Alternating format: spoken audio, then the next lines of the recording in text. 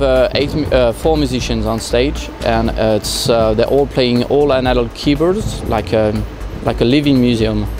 And we have like 80 lines coming from stage, all through DI boxes.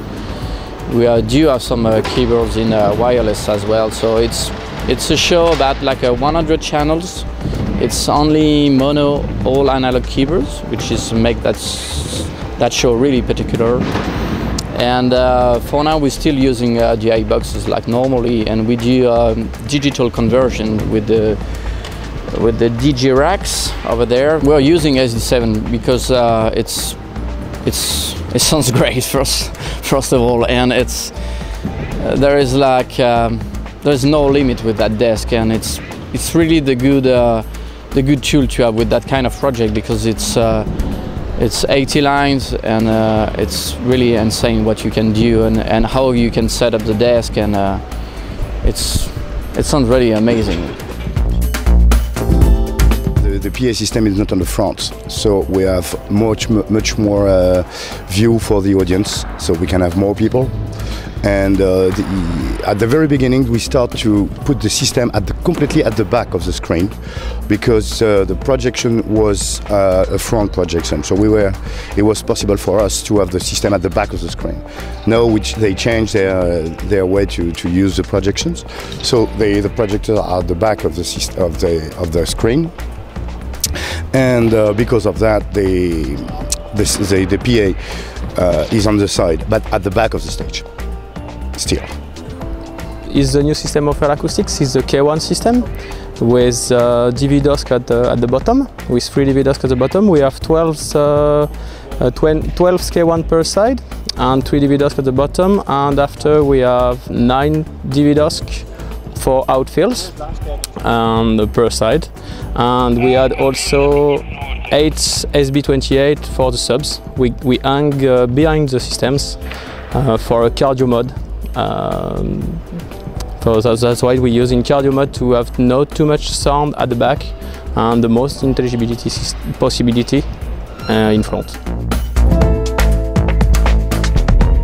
There is no real roof up here. The rigging is quite complicated, and it takes a lot of time. That means that before we can hang any motor, we need to take a lot of bridles up, and so everything is slowed down. All the musicians on stage are with INIs, so we need to make a proper sound from sound captation for the ambience and for the crowds, because as you see on stage, it's only DI boxes. There is not a single microphone, and if there is no ambience mic, it will be like playing in a studio. They will hear anything about the venue and the crowd and the claps and everything. So we do have to do a proper setup with microphone to get the sound of the venue and the crowd. And I'm using all the new MKH Sennheiser series. I'm using the 8040 in the middle as a stereo couple, and on stage left and stage right I'm using like the MKH 8060 and 8070 to get a bit wider, to get some clap than the vocals.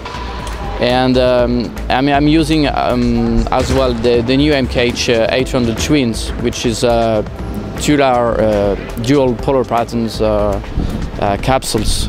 You get the Bose signal of the Bose capsules separately, and you can mix it through your desk, and so you can choose the polar pattern in the desk. And we are recording all those microphones as well. So for post-production, you can choose your polar patterns, not the day you are recording in the venue, but anytime after this, and it's really, really helpful. It's basically a sensor that picks up light at the right moment, and then it sends notes to the synthesizer.